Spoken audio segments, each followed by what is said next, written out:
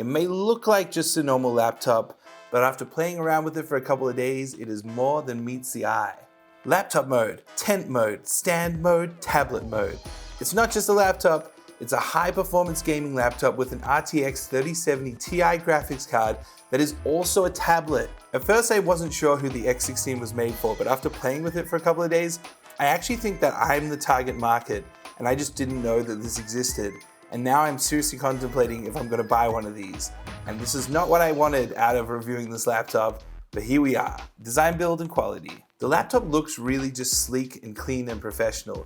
And why I love that is because yes, I'm gonna play games on it, but I don't want anyone to know that. I want people to look at it and go, it's a professional laptop. This guy's a professional. He's gonna do work. Look at him doing the work. It's an aluminum groove finish on the outside and a magnesium aluminum interior. And it just feels really nice to the touch. The keyboard has a solid Asus style build to it with a nice big touchpad, and given the power this laptop has, it's a lot lighter than other gaming laptops, weighing only 2.5 kilos. One of the things I really love about this laptop is that it's a 15-inch laptop that's also just less than 2 centimeters thick, which means I can fit it in my camera bag and I can keep it with me on the go. I can add it to my usual run when I want to go film something. It's just there in my kit. Hardware breakdown. If you're a hardware nerd and you want to get into the nitty-gritty of what's inside this laptop, there's an article linked in the description, and if you click that, it goes into way more detail, but I'm gonna hit on all the main points right now. Camera and microphone. It has a really standard 720p camera and a really standard inbuilt microphone, and it's totally what you would expect if you're gonna use a laptop and you're one of those people that would rather just, not use a headset and just make your coworkers suffer through the noise of your keyboard as you clack away because you don't want to spend a couple of bucks on a headset. I don't get it. Just get a headset. Just get a headset and then it will help everyone. Everyone will love you for it. RGB lighting. The laptop has RGB lighting, and I personally think that RGB lighting is dumb. And so I'm giving it a 0 out of 10, and I refuse to go any further into how it works or if it's good or not. The ports. When it comes to ports on a laptop, I want as many ports as I can get on a laptop. Nothing makes me angry in the world than when I use a laptop that has a single USB-C port. I'm like, this is insane. Thankfully, this laptop has a bunch of ports. On one side, you got the power port, HDMI 2.0B port, a USB 3.2 Type-C Gen 2 port, as well as a USB 3.2 Type-C Gen 1 port, and a 3.5mm audio combo jack. The other side has a power button, micro SD card slot, and 2 USB 3.2 Gen 2 Type A ports. It's a good number of ports. The XG mobile port also allows direct PCI connectivity, which means that you can take one of these Asus built external devices, like an enclosure that you can put an external graphics card into, which means that if the 3070 Ti isn't enough for you, you can upgrade to a newer card as it comes out, which leads me to another point of why I really like this laptop, and it is upgradability. Something to note with the price of this laptop is that often when you buy a mid-tier or low-tier laptop, it will have a single slot for RAM, which means that you can only upgrade one stick, and there's usually a limit to how that works. On this laptop, you can use the XG mobile port to allow for an external enclosure or an external graphics card, as well as the laptop having 2 slots for RAM, allowing for up to 64 gigabytes of DDR5 memory at 4,800 megahertz, and it also has 2 PCIe Gen 4 SSD slots, which means you can buy this and use this for 3 to 5 years as a workstation, updating as you go if you need more space or if you need to upgrade the RAM, if you need an external enclosure so you can use a graphics card. But then on top of that, when that's all done, you can still use it to watch movies, play games, and use it as a tablet if you one day need to upgrade to another laptop. I guess my point is, you could actually use this for quite a long time and still keep up with everything that you need to keep up with. Speakers. There are 2 front-facing speakers as well as 2 coming out of the corners of the laptop. The sound was pretty decent most of the time. I found that when I really cranked the volume, the highs got a little bit tinny, and that was a little bit annoying when I was trying to cook and watch a movie at the same time. That being said, there are always different solutions to get around that, like using a wireless headset or a Bluetooth headset. You can check that on, and the speakers are just a nice thing to have. Battery life. A lot of different factors come into play when you're trying to judge the battery life of a laptop. I always find that the best way to know if I think it works for me is to just use it the way I would use it on the base settings and see how far I get.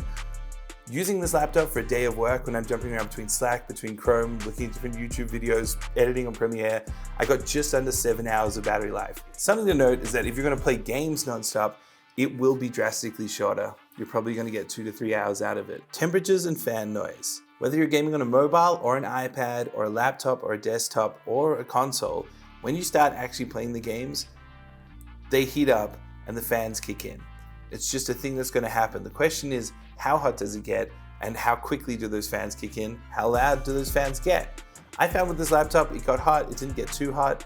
At the same time, it's got 3 separate fans. The fans do kick in and get quite loud if you're really pushing this to its limits. But at the same time, if you're putting headphones on, which you should be doing when you're playing games, so that you actually can hear where the footsteps are, you're trying to know where people are and having map awareness, you're not going to notice these fans.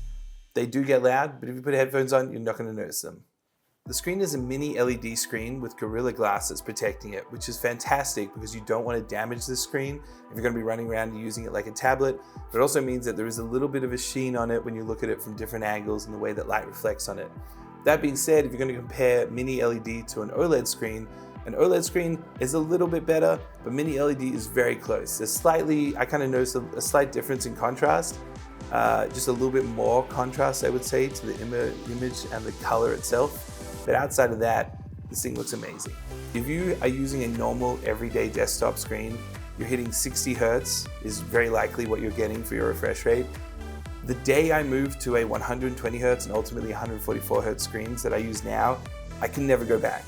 It is so incredibly smooth and seamless, both when you're just using it to edit video or using it for desktop applications, but also if you're gaming, it's a total game changer. So ideally, you want a 0 millisecond response time on the screen, but that being said, for 165 Hertz, I would definitely take that refresh rate over the response rate when it comes to the majority of gaming that I'm going to do if I'm playing on a gaming laptop. Now the price. If you want a gaming laptop, there are cheaper gaming laptops out there that would do a very similar job to this one. If you want a tablet to play games on, there are a whole bunch of tablets that you can buy that are definitely cheaper than buying this laptop. The magic of what this laptop is that it combines both of them together. I can use it for work, I can use it to game, I can use it in the kitchen, I can use it for my nerd hobbies. The X16 within seconds is immediately a tablet, which allows me access to everything as I usually would. The file structure that I have in place, all of my files, all of my photos, all of my projects, all of my bookmarks. There's no need to have anything synchronizing between different accounts. There's no need to actually find apps that will work in a way that allow 2 different environments to work with one another. It's all on one device. And that alone is why I think they also called it the Flow, because you get into a flow state. It makes sense. When I first saw the name Flow, I was like, I'm not too sure what the idea is, but I get it now. The point is that I like this laptop. And if you jump into the description, you'll find a link to the article that goes into way more detail. But the long story short is, I think it's actually pretty impressive and I like what they've done. And I'm very likely going to buy one. If you enjoyed this video and you want to see more videos about laptops and hardware like this, or you have any criticism, chuck it in the comments, like the video, subscribe. It's a pretty cool channel. I think Toby's done a pretty good job. Thank you for having me on, Toby. No problem, Joe. I just, thanks for being here today.